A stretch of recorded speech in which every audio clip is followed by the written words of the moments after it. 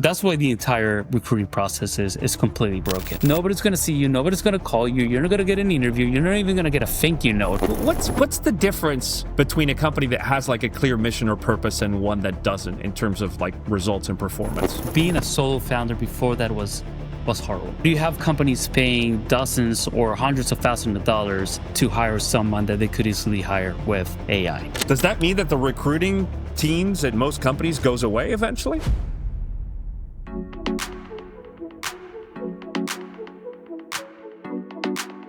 Welcome to Mork Unfiltered, the podcast that cuts through the BS and gets real about what it takes to build, grow, and lead badass companies. No fluff, no unicorns and fairy tales here, folks. Just raw, unfiltered conversations with people making things happen. So buckle up, subscribe, and let's get into it. I'm your host, Patrick Mork, creator of the Google Play brand, 3-time chief marketing officer, 2-time founder, and best-selling author. I coach high achievers to embrace change, find their purpose, and lead authentically. I started this show to tell the real stories behind entrepreneurship, the failures, the pivots, the big wins, and the gut punches that come with leading and growing a business. Whether you're a founder, an operator, or just someone looking to shake things up, this podcast is here to give you the no BS insights you're not going to hear anywhere else. So with that said, let's talk about our next guest. Hiring the right people is not just about filling roles. It's about finding mission-driven talent that actually gives a shit about what they do. And today's guest, Alfredo Vaamonde, is tackling this problem head-on with his new company, Mission Hires. His latest venture that uses AI to help companies and nonprofits find, screen, and hire the best candidates faster. But this isn't Alfredo's first rodeo, folks. Before Mission Hires, he co-founded Papa, a health tech company that took on loneliness, one of the biggest but least talked about issues in society, especially among founders. Papa connects older adults with Papa Pals for companionship, and it didn't just make an impact, it scaled all the way to unicorn status in 2022. Alfredo's journey started far from Silicon Valley, however. He was born in South Florida, but raised in Venezuela, a country where entrepreneurship isn't a luxury, it's a necessity, folks.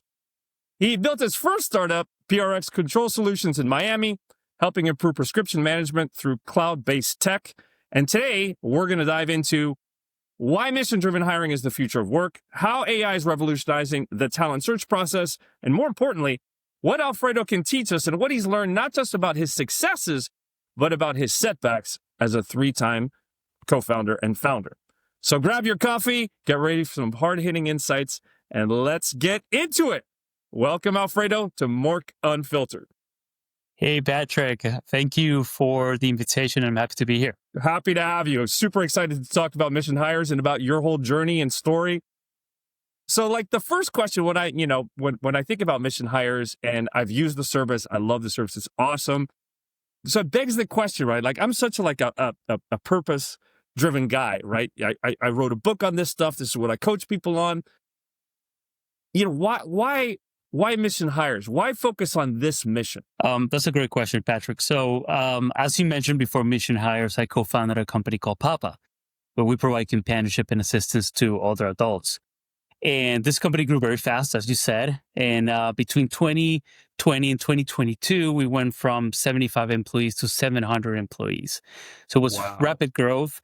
And we had to hire 600 plus people between my co-founder and I sitting in Miami, hiring people all over the country, right? And this was only full-time employees. We also had thousands and thousands of pals that we had to hire and train to provide the service. So with this crazy growth, we hired a ton of amazing people that are still in the company. But unfortunately, we also hired people that didn't last long. And when we started looking into it, my co-founder and I, we learned that we were not hiring the right people because they were not the right fit based on our mission and our values, right? They were just looking for a fancy job at a fancy startup that raised money, and that was it, right? When the next fancy startup raises money, they're going to jump and go to that one, work on that one, right? So I always said, when I leave Papa, I want to do something to solve this problem. I've been in healthcare my entire career. So Papa, like you said, Papa was my third healthcare company. I started 2 companies before that, and I don't know anything about recruiting. All I know is hiring people on my team and hiring people for my own companies. I don't know how to hire people for other companies. So I had to study for a couple of years and learn about the industry and say, "Okay, how can I match my experience of learning, of hiring people at my own companies with hiring people that are mission driven for other companies that I don't work with?" So that was the idea behind mission hires. Wow. Yeah, no, it's so interesting because every time, I work with founders and stuff, that ends up being one of the big challenges, right? Is that, you're building this company, you're building this technology, you're building this product or whatever, and people are the core of any business, as you know. And so, it can be such a struggle to hire the right people and find people that are, not just aligned with your mission as a company, but aligned with the company's values. And so, it's one of those things where if you get it wrong, it's like you get it wrong and then you beat yourself up then you got to offboard those people. You got to find a way to let them go, recognize that you made a mistake. Then you got to start all over again. So the cost for companies is pretty brutal. I mean, I read somewhere that the cost of losing an employee, especially for like these like very specifically skilled employees, these highly talented people, can be up to 300% of their gross salary in a single year in terms of the penalty imposes on the company. Yeah, That's just crazy. that's just crazy. And worse if you're working with staffing agencies that they charge Yeah. between 20 and 30% of that yearly salary. So imagine that you're hiring executive between $300,000 a year in salary, you're paying more than 100,000 staffing fees, right? And if that person doesn't last more than a year, then you wasted your staffing fees plus all the time invested in training that person and looking for a new person to fill that role. So yeah, it can become very expensive. Yeah. And tell me something else. I mean, obviously, this isn't your first rodeo. You've done a number of startups before. But one of the things I noticed from the companies that you worked in is you were always working in stuff that was very mission driven. And so I was wondering, from your experience, why is mission so important for a company? What's the difference between a company that has like a clear mission or purpose and one that doesn't in terms of like results and performance, in your opinion? I mean, every company must have a mission, right? And it doesn't have to be saving the world, right? It has to be a mission that you really believe in, right? So maybe you're not saving the world, but you're building a company or a Yeah. product that you really believe in because you're solving someone else's problem or even your Right. own problem, right? So having a mission is what's going to drive all the goals. It's going to drive the rest of your team behind that goal, right? If you don't have a mission and you don't have, because values, you can treat them separately, but if you don't have a mission and a vision for your company, how are you going to tell your team what to work for, what to strive for? Like, what are you working for? Like, there's nothing to look for. So that's why it's critical to have a very clear mission. And then of course, a vision that it's long-term, Right. and then the values is just the cherry on top, right? Once you have your team, once you have your clear mission, your clear vision is, okay, how are we going to do this together? What do we believe in as a team? Mhm. And what do we want to tell others to join our team? Because it's very important. And nowadays, the new generations, they want to have a purpose, right? They want to work for a purpose. They just don't want to work for a salary anymore. They want to know that what they're doing is for something that they care about. And again, Yeah. it doesn't have to mean to save the world, but it's something that they really, truly care about. Yeah, it's interesting. I saw a shocking statistic, which I share often when I do keynotes for companies, which is like Gallup did a survey a couple of years ago, and they indicated that 85% of the working population of the world is apparently disengaged at work. And that number like blew my mind. I was like, what the hell? Like The 85% of people. quiet quitting. Yeah, it's just crazy. So in your experience, when you have a very strong mission at work, like, are people just much more engaged? Is it like, what other benefits does a company have if they're not only very mission driven, but the complaint I hear so many companies talk about or so many employees talk about is, well, supposedly we have this mission, but it's like something that's like on our website, it's in a PowerPoint deck somewhere, but nobody ever really talks about it, and the CEO doesn't seem to give a crap about it. So like, how do you, as a founder and as a leadership team, What do you need to do with your people to make that mission, that purpose come to life so that it really represents something and that it really drives employees?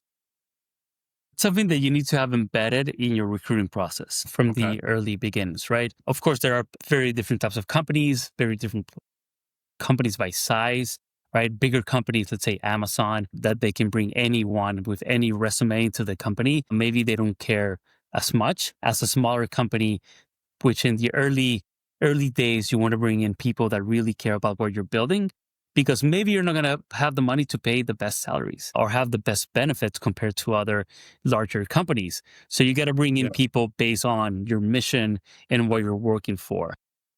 Okay. You need to embed it right into your recruiting process from day one. Once you start recruiting people, you got to talk about what you're building, why you're building it, and why you want them to join the team. But also, you got to dig in of why they want to be part of your team as well. In healthcare, it's easier, right? Because healthcare is clearly very mission driven, right? And all the companies that I've built, we have a clear purpose. And Papa specifically, which is companionship and assistance of other adults. If you don't like time spending, if you don't like spending time with your grandparents or with your parents, then Yeah. you can't be part of our company, right? And we have a policy at Papa where everyone needed to do PAL visits on a Oh, quarterly cool. basis. Yeah, Yeah, sure. because That's if awesome. you don't want to be a pal, then why do you want to work at this company? You know, Yeah, totally. if you don't embed your mission early on in your recruiting process, you're not going to attract the right talent, right? You're going to attract people that are just looking for a job, and you really need to be clear about what you're building, what your mission is, and your values on your website, and especially in your job description, so you attract the right people from early on. How do you actually screen for that though? I mean, because having a clear sense of purpose and mission is one thing, and really believing in it and having programs to kind of like nurture and foster that is one thing. But then when you're actually in the interview process, how do you actually recruit for that? How do you actually screen to make sure that this person is like legitimately fired up and excited about the mission of the company? That's a great question, Patrick. Of course, people get prepared for interviews, Yeah. right? And nowadays, they even change their resumes. They adapt their resumes when they're applying to a specific role, so it looks Yeah. good on paper, right? Yeah. It's all about being prepared, asking the right questions at the right moment, right? And really digging in of why they want to be part of this company, why they want to be part of this mission.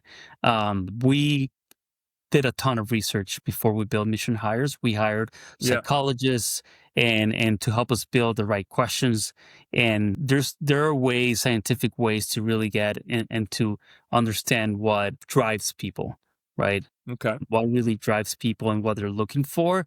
And we built that into the entire process. So the AI knows when to ask the questions at the right time and get the information that we need to make a decision. Okay. How much, in your experience, how much does it play a part? Because I remember at Google, we used to do this a lot. How much does it play a part to have multiple people interview the candidates and then kind of like get a lot of different information from different sources?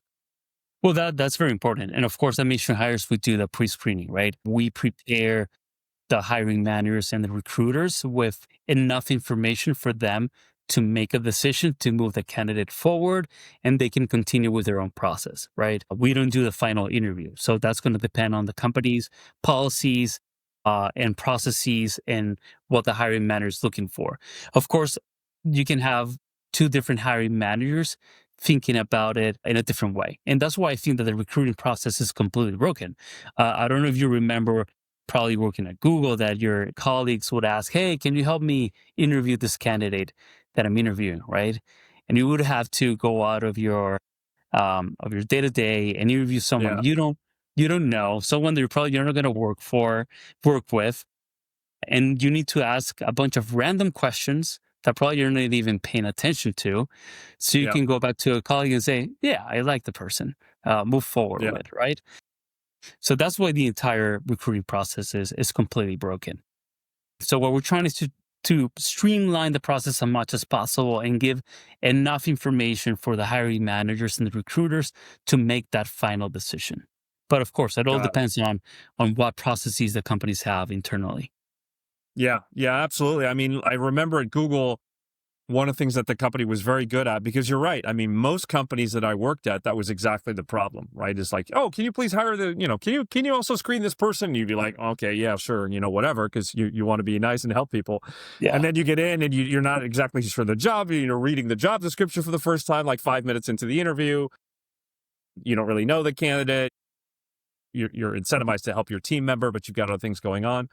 One of the things I remember that we did at Google that was very helpful that I applied to one of my companies afterwards, one of the companies I started in South America, was this idea of creating a set of standardized questions based on our values, right? So if you had a value that's like growth mindset, okay, well, here are like 15 questions you can ask on growth mindset, right? Or like, we want to make sure that they're like fair and just. Okay, well, we can ask questions based on that. So at least from a values perspective, you could have, the more standardized the questions, the easier it was for people to dig in and at least look at that side of the equation. If they couldn't really, do much to interview a person that was, say, for example, a software engineer and the person works in marketing, it's like, okay, I'm not going to ask him how to write an algorithm because I don't know any of that stuff, right? So I found that was helpful, and kind of like, along with mission for us at least, having people who are really aligned with our values was huge. Exactly. And that's what we do. However, each interview in mission hires is completely customized per candidate. So it depends on the background of the candidate and the job that they're applying to. So the AI creates the interview in real time, and it's going to ask questions based on that candidate's experience. So the questions, and of course, the questions related to values and mission are tied to that company's mission and values, but it's also going to ask questions related to that candidate's background so it can tie it back together, right? And then tell the entire story to the hiring manager. That's really amazing. Tell me more about like how you guys are using AI, because obviously AI is just like, it's one of these terms that's getting thrown around left, right, and center. Everybody claims that they're using AI these days. And I've kind of experienced the platform with you guys working directly. So I get it. I understand it. It's legit. But can you like share a little bit for the audience how you guys are using AI and how that's making a difference? Yeah. So of course, when we wanted to build mission hires, we just wanted to start with the basics, right? We want to focus on helping companies hire the right talent, aligned with mission and values. But we started working on it on 2023, right? When the AI hype started, it started happening. So we said, okay, we gotta build AI into this somehow, right? And we started working on it and doing a lot of research. And what we learned, like I said before, I've always been in health tech my entire career. I haven't been in recruiting. Then I started learning about the industry and how it works, right? And like I said, I feel that the industry is completely broken. You have this massive agencies that charge a ton of money to do a job that can easily be replaced by an AI, right? Of course, you sometimes have headhunting of C-level executives, which maybe an AI not yet can replace that process, but you have companies paying dozens or hundreds of thousands of dollars to hire someone that they could easily hire with AI, right? So what we did is that we ended up building AI agents that can go out and source, invite the candidates to apply, then screen the candidate when they applies, and then write the entire assessment for the hiring manager, the recruiter, to make a decision. So we're taking 75% of that process out of the hands of the recruiter and the hiring manager so they can focus on bringing that talent into their dream job or whatever it is. Hey, that's right? crazy. But does that mean that the recruiting teams at most companies goes away eventually? I mean, I don't think that AI is going to fully replace recruiting managers, because at the end of the day, recruiting has a little bit of sales into it, right? You got to persuade some candidates, Right. especially when they're C-level. But especially for middle management, I think that you can fully automate the entire process, right? At least not 100% of it, but at least 95% of it, where the hiring manager, the recruiter can focus on getting that final interview and all the administrative back office work that needs to be done when hiring someone. But sourcing out, placing jobs on job boards, calling candidates, reviewing thousands of resumes and going through them with a ton of pages that doesn't make sense at all. Resumes are also completely broken, right? Yeah. That takes a ton of time, and that time costs a lot of money for companies. So if you can take that away from them, they can focus on bringing that person on.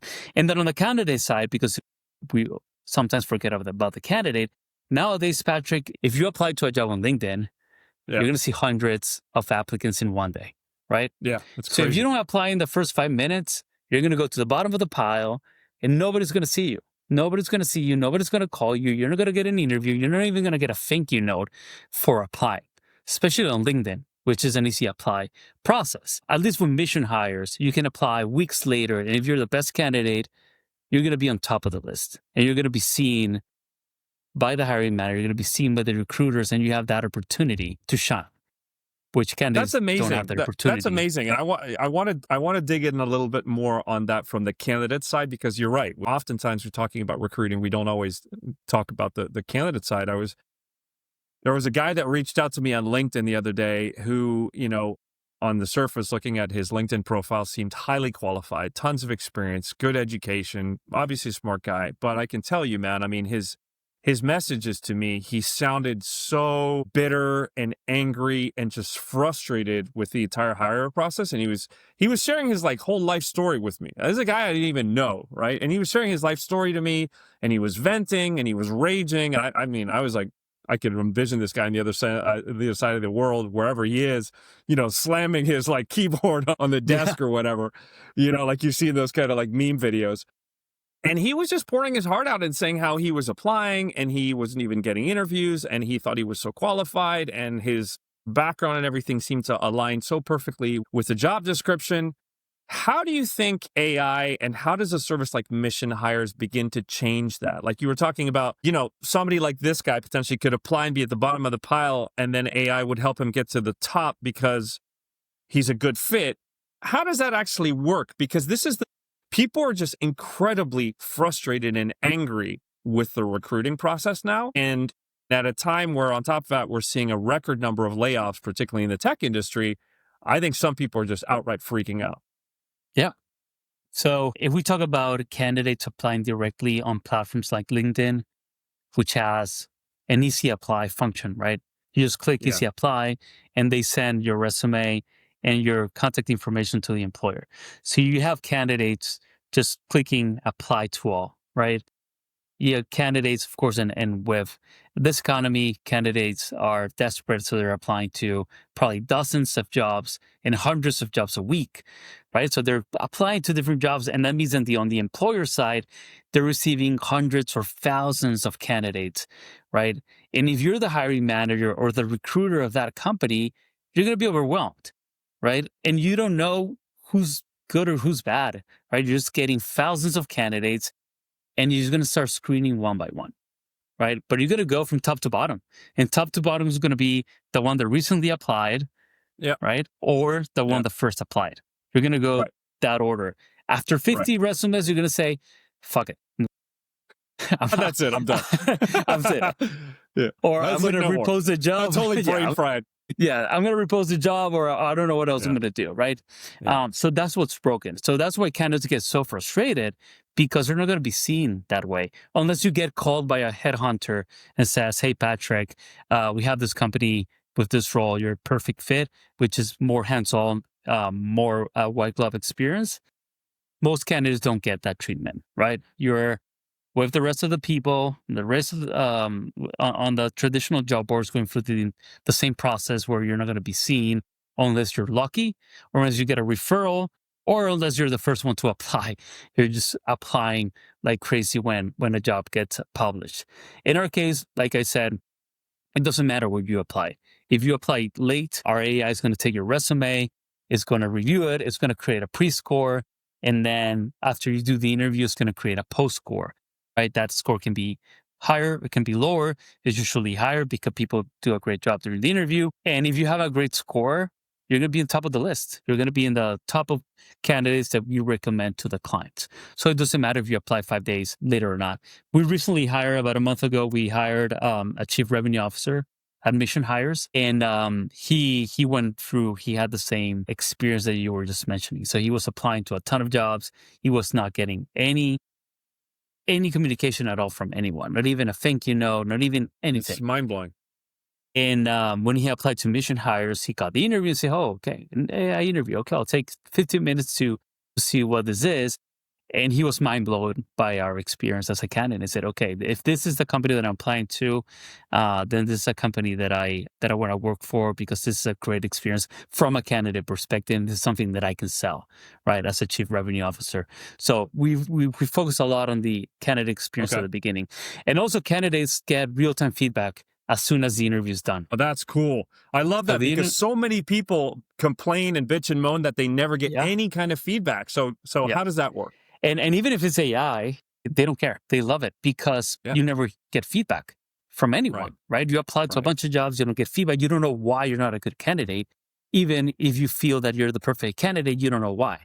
So what the AI does, and it was funny because at the beginning, we had a barista, like a Starbucks barista, applying for a doctor's job, right? Again, people applying like crazy to any job. Not exactly qualified. Yeah, and we trained our AI to be very nice. So the AI was like, "Look, Patrick, we understand that you want to be a doctor, and that's awesome. We encourage you to be a doctor. And as a barista, you know how to treat people. You have a lot of customer service. However, we suggest that you go to medical school first before applying to a job as a doctor." Right. No, but that's cool. And so on that note, because you guys obviously have these AI agents that are finding candidates for companies, right? But would you encourage candidates to apply to mission hires in the sense of like being in your database somehow, or how does that work? We currently don't allow candidates to just upload a resume. We'll soon have that. You need to apply to a specific job to enter our applicants database. But how it works is our clients post a job, our AI creates the ideal candidate profile, and based on that candidate profile, it goes out and starts looking for prospects, right? Based on let's say keywords that the job description has. And after it gets a prospect, it retrieves their LinkedIn, their email, their phone number, and the AI starts reaching out to those candidates automatically, inviting them to apply via text, via email, inviting them on LinkedIn. And then when they apply is when they get interviewed by the AI as well. Cool. So I wanted to run something by you because I think you guys are doing this. And I want to geek out with you for a second to talk about this. So one of the things I started doing at my new company is what I call baseball cards. And I think you and I talked about it at maybe in one of our previous conversations. And I stole the idea from Ray Dalio, who was obviously the founder of Bridgewater, who had this idea in his principles book around baseball cards. And the whole idea is you have a card that is kind of like available across the company for every single employee, which is kind of like a summary of that person's like stats, right? So when you think of baseball players, you have stats, just like you have soccer players or football players, you have statistics in terms of their passing, their abilities, their strengths, their weaknesses, their experience, all that stuff. And so at my company, I started building these profiles where it's kind of like what I do whenever I interview somebody is I do a personality assessment. I do a positive intelligence saboteurs assessment. I do a values assessment. And then I have a whole bunch of like my standard questions that I ask them. But what I'm trying to do is I'm trying to craft this profile of them and see how much these assessments actually match what the job requires. Because, after years of like coaching and working in leadership development, I came to this conclusion that many people are disengaged at work because they have the wrong personality and profile for the job they're trying to do. It's like getting like a super creative guy doing like numbers and spreadsheets and process, right? That person's going to freaking shoot themselves at some point. So I was wondering how much of the neuroscience and the personality tests and stuff goes into what you guys are trying to do at Mission Hires? It's, I would say it is, of course, it's crucial during the interview process that we built. But we didn't want to overcomplicate the entire process, right? Okay. What we're working on, and again, because we're working with different types of companies, nonprofit, early stage startups, healthcare companies. And at the beginning, we wanted to build a one size fits all. It's not that it's the same interview for everyone, but the AI to be able to have the independence to the autonomy to create a customized interview based on the job description and also the background of the candidate. So we didn't want to overcomplicate the entire process because first, we're in the early days of AI in recruiting, right? Yeah. So we don't want to also have a big drop off of candidates during the interview. What we want to do is collect enough information that, yes, is scientifically proven to get enough data to the hiring manager to make a decision and continue with their own process, which they can add, of course, their own assessments and their own quizzes. So early on, again, we didn't want to overcomplicate the process. And again, so have that big drop off of candidates. But yes, we did build a lot of those personality assessments into the model early on. Okay. Very cool. Very cool. I mean, when I talk to traditional recruiters, obviously when you talk to, the Russell Reynolds and the Egon Zenders of the world, obviously those guys are doing high ticket recruiting. And so there it's kind of like, it's a part of the process, right? It's like you have to do a DISC assessment. You have to do, I don't know how many other assessments you do, but they're like super careful because you're talking about people that are making hundreds of thousands, if not millions of dollars a year, and you can't get it wrong, right? So that's cool. Cool. So I want to switch gears a little bit and talk a little bit about your journey as a founder, right? And obviously you've done this multiple times. Let's go back in time. I want to think about when you started your first company. How did you find the courage to do that? I mean, so many people have a dream or an aspiration to start a business, no matter how big or small it is, and they get tripped up or they are stuck in fear or they have paralysis analysis. They just can't make that leap. How did you do that? How did you find the courage to start that first company? So I've been an entrepreneur my entire life. I built multiple failures since I was a kid, right? So since I was a kid, building different tech companies and non-tech companies as well. So I always wanted to be an entrepreneur. I went to business school, and when I graduated from business school, I wanted to get a job at a fancy company, but I was in Venezuela, right? So we had limited number of options to work at multinational companies. And my dad used to have pharmacies back then. So my experience was doing internships in pharmacies and working with pharmaceuticals. So I graduate and I go to a job interview at Merck, the pharmaceutical company, right, as a financial analyst or whatever. Sure. And I go to the interview, and the guy says, "You're overqualified for this position." And I was graduating from college. And I was like, how am I going to be overqualified when I have no work experience? Yeah. So I went back home and I told my dad, let's start a business together because I'm not going to go work at any other company. And that's how I got started. So my dad and I, we started our first company back in 2005. And then after that, I spin off another company, and that's how I got started. But it was a quick decision for me because I've always been an entrepreneur. And after I heard that from a company, I said, hell no, I'm not going to work for this guys or any other multinational company. I'm going to build my own thing. So that's how I got started. I mean, one of the things I often hear, and I think you and I may have talked about it briefly, and it may have come up actually at the Venezuela Entrepreneur Summit where you and I met last year, is, the challenge of loneliness as a founder, right? I was wondering if you could comment a little bit. What's been your experience dealing with that? What kind of tools have you developed? How do you cope with that as a founder when a lot of the founders I talk to, the more successful they get and the bigger the organization gets, the more removed they are from especially the frontline people. And the more difficult it becomes to get actually genuine, legitimate feedback that can really help you, right? Because the person is seen as like this omniscient person. It's like, oh my God, they built a company from like 0 people to 700 in 6 months. Like, how can I actually give this person feedback? How do you manage the loneliness piece of it? And in your experience, Alfredo, how real is it? Before Papa, I had another company and I was a solo founder. So I couldn't be more lonely. So I would say that's my first early on is my first advice that I give entrepreneurs is find 1, 2, 3, how many co-founders you need, but don't do it alone. And find people that complement you, right? And that's what happened with me and Andrew when we built Papa. We were complete yin and yang. We're complete opposite as human beings. And that's why we hit it off, because we really complemented each other. But being a solo founder before that was horrible. It was very hard. Even I was part of accelerators, and I worked at a WeWork, so I had people surrounding me. But at the end of the day, being a solo founder, you're fighting against yourself, right? So you're always going to be right and you're always going to be wrong. There's nobody there to tell you if you're right or wrong, which really plays with your head.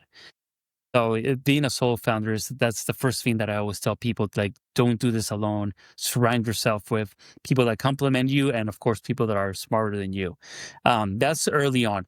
When the company starts getting bigger, now it becomes a little bit different, right? You're surrounded by more people, uh, but at the end of the day, it's going to be a lonely ride until you get to a very big company, right? Even if you're surrounded by your co-founders or other executives, entrepreneurship by itself, it's a very lonely path that you got to be careful with, right? Because even if you're surrounded by great people, it's something that very in the early stages of companies, it's a roller coaster, right? So it goes up and down, Yeah. and your mind goes for this changes, and you got to keep yourself surrounded by people that can first keep you company, but also keep your head up, right? Because there's going to be more bad days than good days.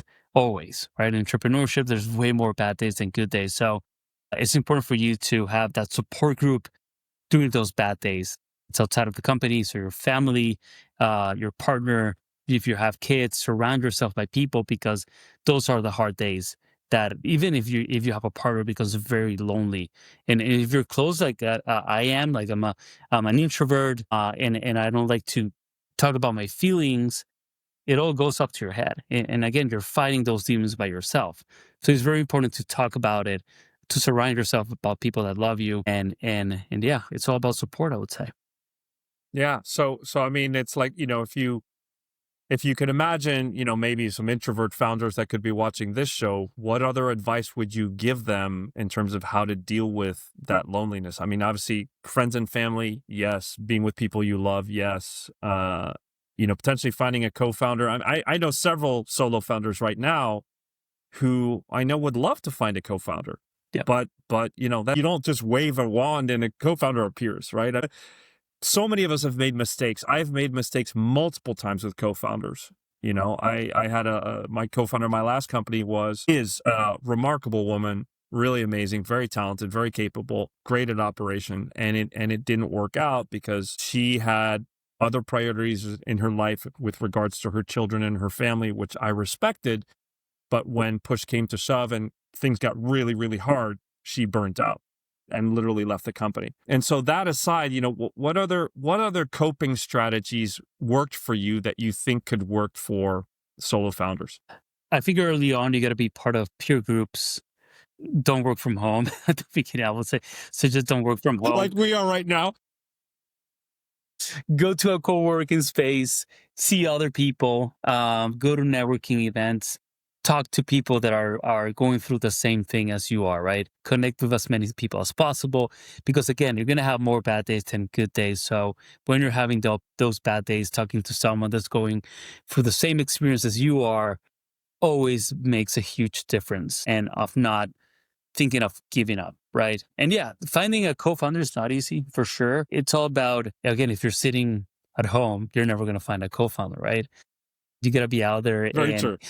and you got to be out there and knowing people, because again, I fully recommend it. Being alone, it's very hard, and it's going to affect the company at the end of the day. You can have the best idea in the world, the best team, but Yeah. you need someone that challenges you on a daily basis and is there to support you, but again, also challenge you on your decisions. And it's just a ongoing therapy session between the founders. That's what it is in the early Yeah. days of a startup. Yeah. I mean, one of the things that I noticed, and obviously, I've used this myself, and post 2018, and I talk a lot about this in my book. I made that career change. Is in Silicon Valley, more and more founders are getting coaches. They're turning to coaching as part of, not just somebody who helps them develop and improve leadership skills, but as a sounding board and as somebody to talk to, particularly if you're being coached by people who have been founders before, who have worked in kind of, in startups. What are your thoughts around that? Is that something that you've done? Is it something you've recommended? Do you have a coach? What are your thoughts around that? I've never had a coach, Patrick, to be honest. In my career, my coaches have been or working with my dad when we started our first company, or investors. But I fully support the idea of having a full-time coach to be there, at the end of the day, you're being that therapist that we all need, right, on our daily basis, but from an entrepreneurship perspective. So yeah, I fully support that model, and I know that it's gotten a lot of traction lately. So yeah, if you definitely feel lonely and you feel that you need someone to speak to and to listen to you, yeah, coach is the way to go. Yeah, I mean, for me, I remember when I was going through some very dark times in Chile in my last startup. I was a solo founder. I started as a solo founder, then I had a co-founder, then she left, then I was back to being a solo founder, and it was the worst possible time to be a solo founder because she left when the company was struggling and was going through a lot of issues. And so for me, the pressure like doubled in terms of the number of things that I needed to handle, not to mention the loneliness of being alone. And I remember that I leaned on my coach quite heavily at the time because there were just decisions that I needed to make where, like, when you stumble, when things get really hard, I don't know what your experience was at Papa's or at PRX or the other companies, but it's like you start to second guess yourself. You're like, Yeah. okay, what do I take that bank loan? Do I not take it? Do I tell my investors? Do I fire this guy? Do I not fire this guy? And it's like you can become your own worst enemy. And it's kind of like one mistake can compound and lead to another, and then that starts to affect your self-confidence. And then the more your self-confidence is affected, the more you're doubting the decisions that you need to make. And so I remember that, I started leaning on my coach more and more about these things as a way to kind of like shift my perspective and try and see things that I wasn't seeing. And I found that very helpful because she would be like, she would like ask the right questions that would help me see things that I wasn't seeing, and would challenge me on, like, being fearful of making a certain decision, right? She'd be like, why are you afraid of this decision? Like, what's the rational fear behind that? Let's explore that. And the more I would talk about that fear with her, the more I would realize, like, Jesus, like, why am I afraid of this, like, decision? That doesn't make any sense. I shouldn't be afraid. I'm more than capable. So You're anyway, second that guessing was, yourself. You're second guessing yourself because in the past, yeah. Yeah. yeah, Exactly. yeah. So it can be very hard. Tell me a little bit about, as we start to wind down here, how did you go about finding your co-founder? Like, I don't know if you have a co-founder at Mission Hires. Obviously you had the relationship with Andrew that seemed like it was like really amazing at Papa's. How do you go about finding a co-founder who's the right fit? That's great. Great question. With Andrew, it's a very, I don't know if we have enough time in this podcast to go through the story because it's a great I'll have story. to invite you back. It's a great story. It's a very funny one, but I'll try to keep it short. So we Okay. met through a random guy in Miami. Then we found out that we were at the same WeWork in Miami. So I still have my other company, which was failing, and I wanted to move away from. And we grabbed coffee because he's been in healthcare. He had been in healthcare before. I was coming from Venezuela. I was still understanding the healthcare industry in the US. His dad started one of the first telemedicine companies in the country. And he worked at that company. So he had a ton of experience. And I was getting his advice on how to sell PRX. And we just kept in touch. We hit it off from day one. We kept in touch. And then a few months later, when I decided to sunset my other company, he said, look, I'm looking for a co-founder.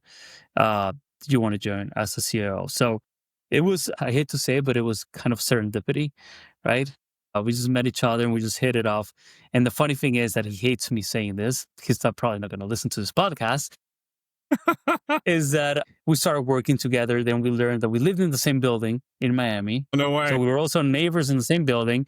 And That's then hilarious. I learned that his former wife, that's why he hates the story. His former wife, she was born in the US, but she was Venezuelan. Her mom was Venezuelan. And Okay. her grandmother was my grandmother's best friend. No way. Oh So my God. Andrew The is, coincidences are mind-boggling.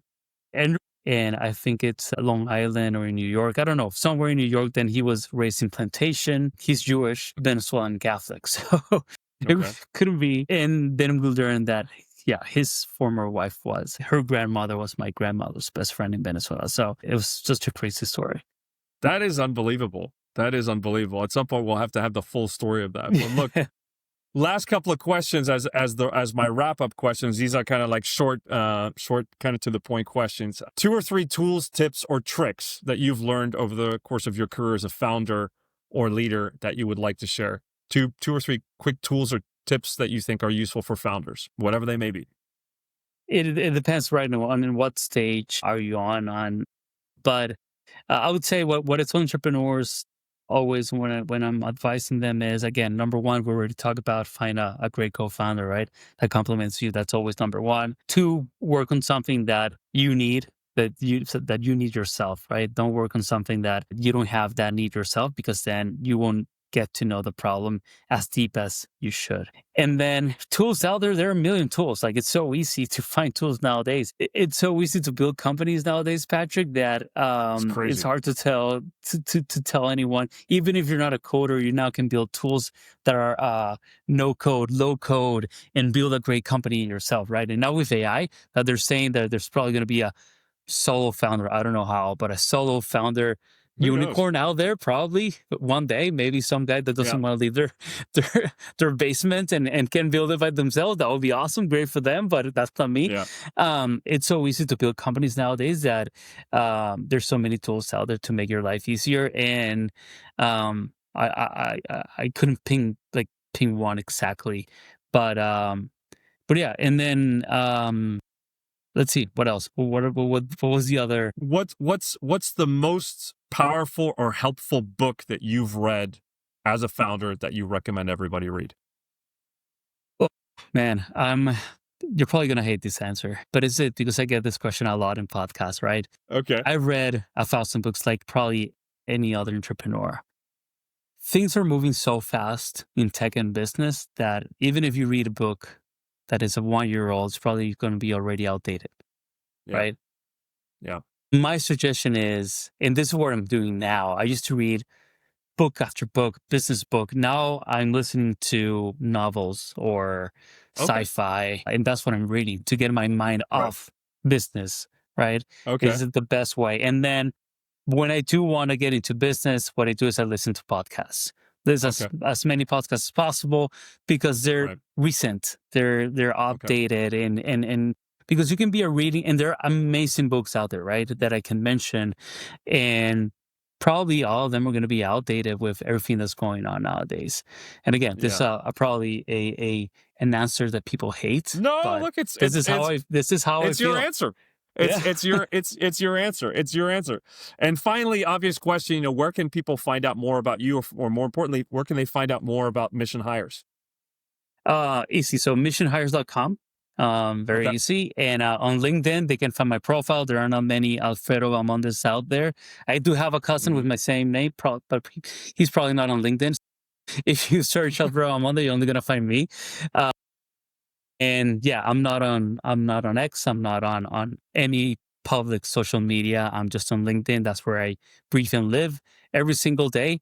And my email, alfredo@missionhires.com. If you want to test out the platform, we're happy to give you a promo code to test it out for free. We'll help you find amazing talent, mission-driven talent to join your company.